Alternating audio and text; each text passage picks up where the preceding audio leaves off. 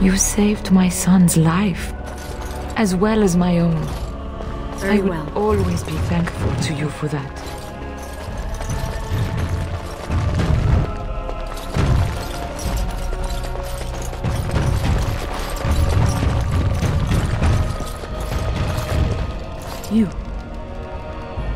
You're the one who saved me.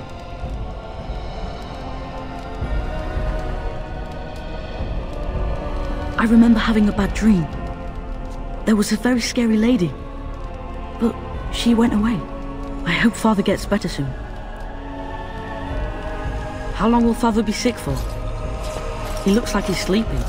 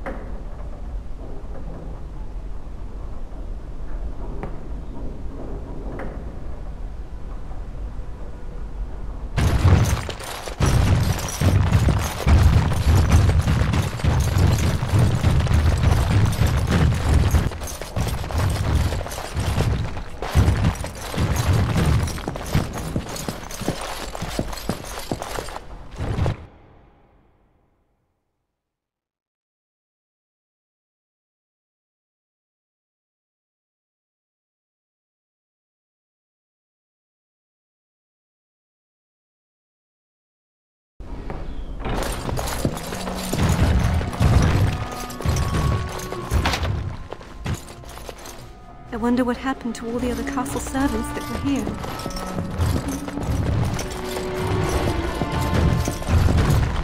You return? Might you have news? Yes, but they are returning slowly. No doubt the war's progress, as well as the Darkspawns, hinders many of them. Then I must resume my duties. Good luck, my lady. You are a great...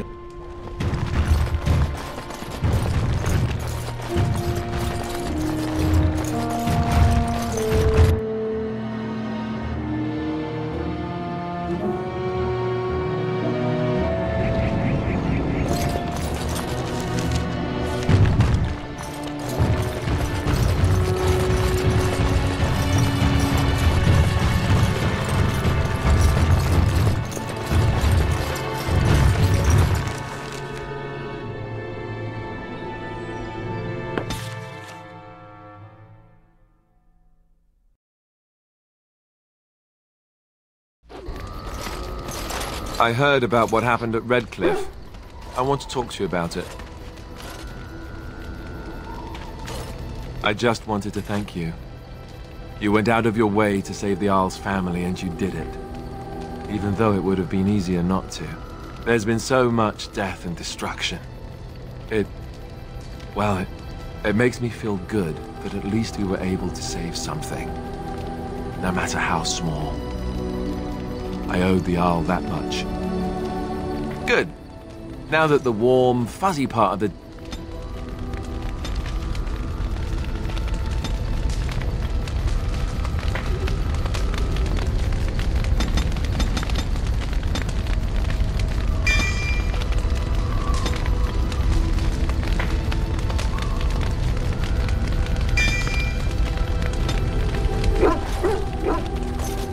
What do you need? Ask away. Essentially, they're trained to fight. The Chantry would tell you that the Templars exist simply to defend. But don't let them fool you. They're an army. The other main purpose for a Templar is, of course, to hunt mages. To that end, we train in talents that drain mana and disrupt spells. You could call it that, sure. The Chantry doesn't look on it the same way, however, since really our talents only work on mages. Against a regular person, I'm just a guy in a metal suit. Perhaps, but there usually isn't much of an opportunity. The Chantry keeps a close rein on its Templars. And since the Chantry controls the lyrium trade with the dwarves, well, that's I'm sure you can put two and two together. Thankfully, no. You only start receiving lyrium once you've taken your vows. You don't need lyrium in order to learn the Templar talents. Lyrium just makes Templar's talents more effective. Or so I was told. Maybe it doesn't even do that. The Chantry usually doesn't let their Templars get away.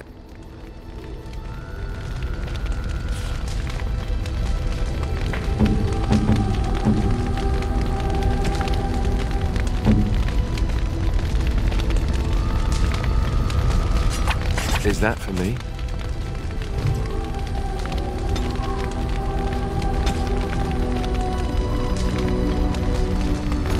You know, maybe this isn't the best time to be thinking about this, but I've something to ask you. Chances are we'll be heading to Denerim soon. And when we're there, I wonder if we might be able to look someone up.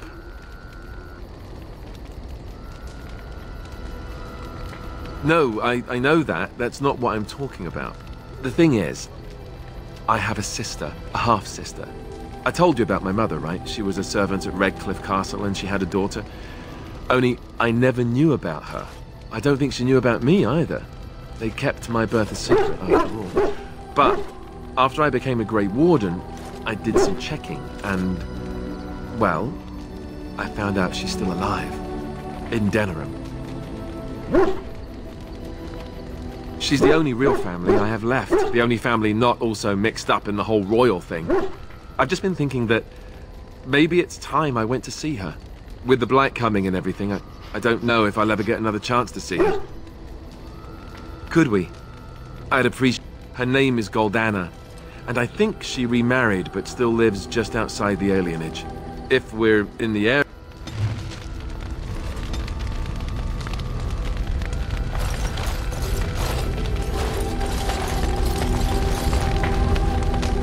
Yes? Well, here... Of course I do. I love stories far too much to keep them to myself. Everyone should...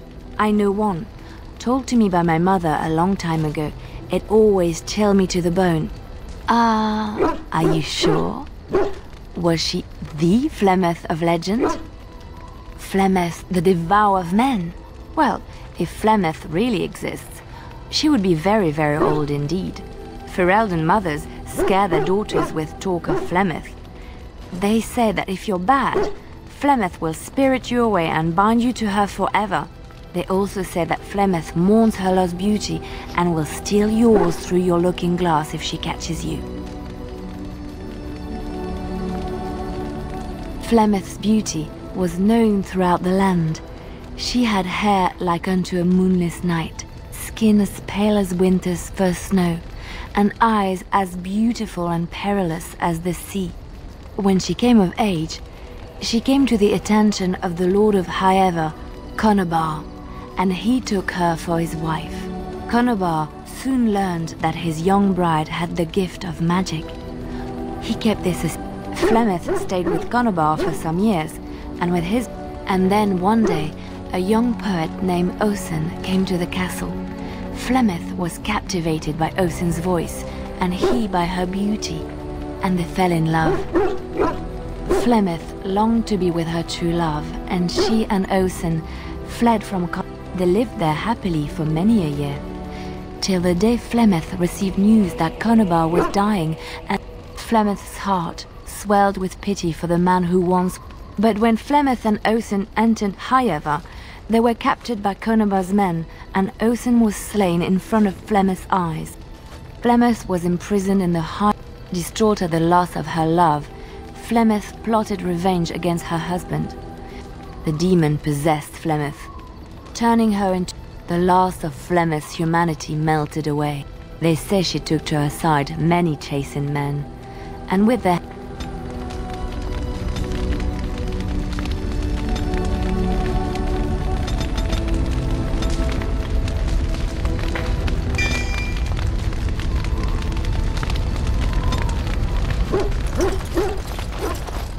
Oh, it's been a long day.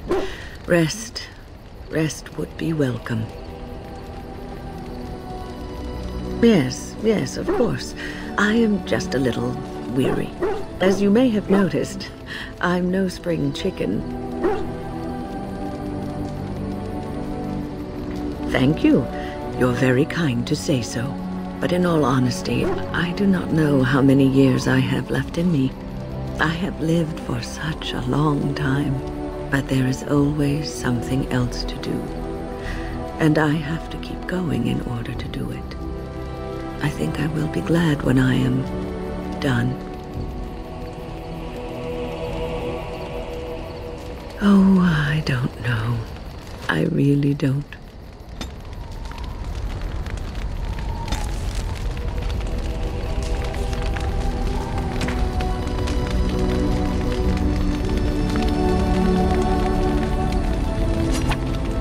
Generous gift.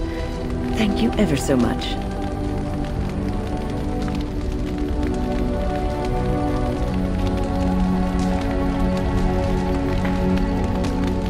Have you encountered many abominations, apart from the ones in the Circle Tower? Ah, yes, Connor, of course. The first time I saw an abomination, my blood turned to ice. It was months before the nightmares stopped. It was the knowledge that I could easily become one of them that frightened me the most.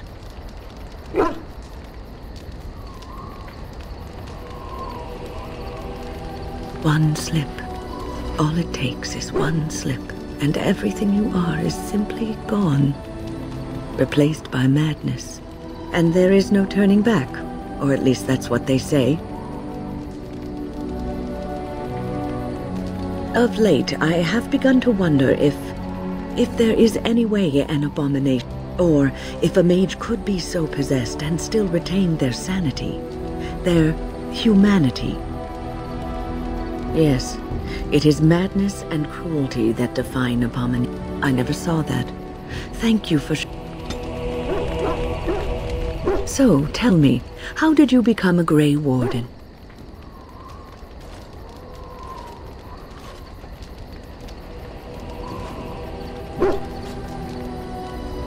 Arl Rendon Howe? The Arl of Amaranthine? Why would he do such a thing to you?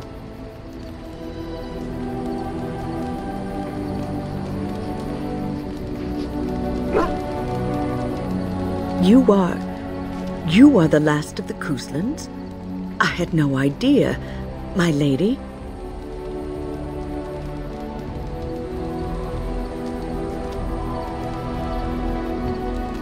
Do not be blinded by your desire for revenge. Rendon Howe will get what he deserves in time. Such deeds cannot go unpunished. Take heart, dear friend. You survived, even when you were not expected to. We do not know yet what lies in store for you, or the name you carry. It is not so bad, is it, being a Grey Warden?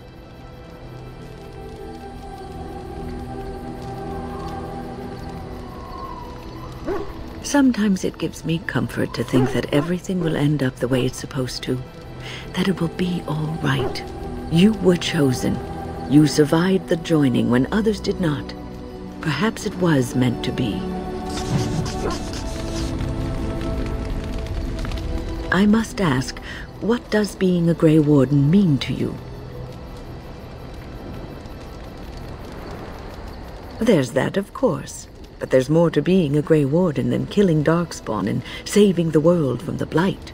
Ultimately, being a Grey Warden is about serving others, about serving all people, whether elves or dwarves or men. As a Grey Warden, you are a guardian of men, and you guard them because their continued existence is more important than you are. Thus it is you who serves, not they. A good king, a true king, the king who does not do this, who believes that he is entitled to his power, who abuses it and uses it for his own means, is a tyrant. If you live apart from others and your actions affect only you, then you may do as... But if you have power, influence, and strength, your every action will be as a drop of water in a clear, still... The drop causes ripples, and ripples spread. But I've lectured...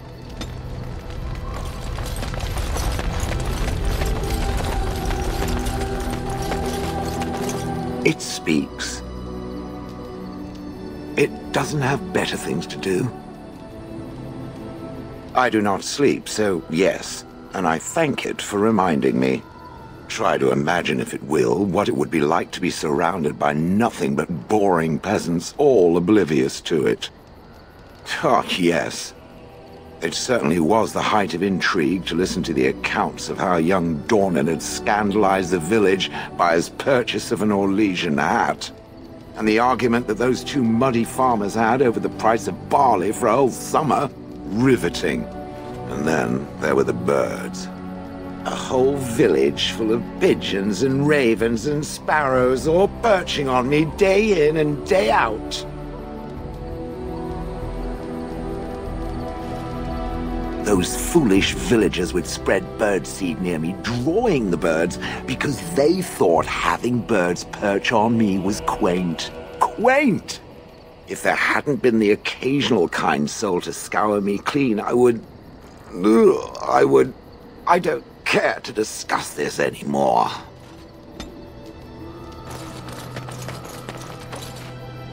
You and your friends are formidable folk. The Darkspawn have attacked Lothering.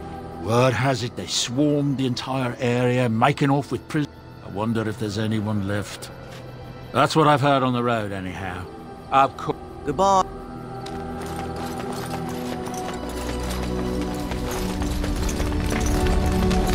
I await your command.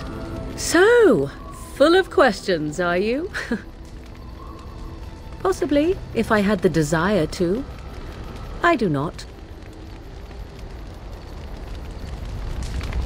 I await your command. So, full of questions, are you? Well, that depends, does it not? What does she seem to be?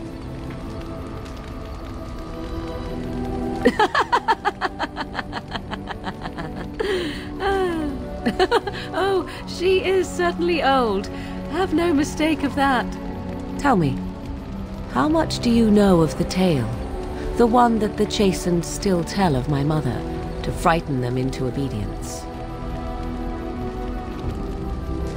I can relay what Flemeth once told me herself, and you can decide whether or not 'tis the truth, if you desire. As the tale is sung by the bards, there was a time when Flemeth was young and beautiful, a fair lass in a land of barbarian men, the desire of any who saw her. The tales say that Flemeth fell in love with Osen the bard, and fled the castle of her husband, the dread Lord Conabar, and that he swore vengeance for her infidelity. In truth, my mother claims that 'twas Osen who was her husband, and Conabar the jealous lord who looked on from afar. Lord Conabar approached young Osen and offered him wealth and power in exchange for his lovely wife, and Osen agreed.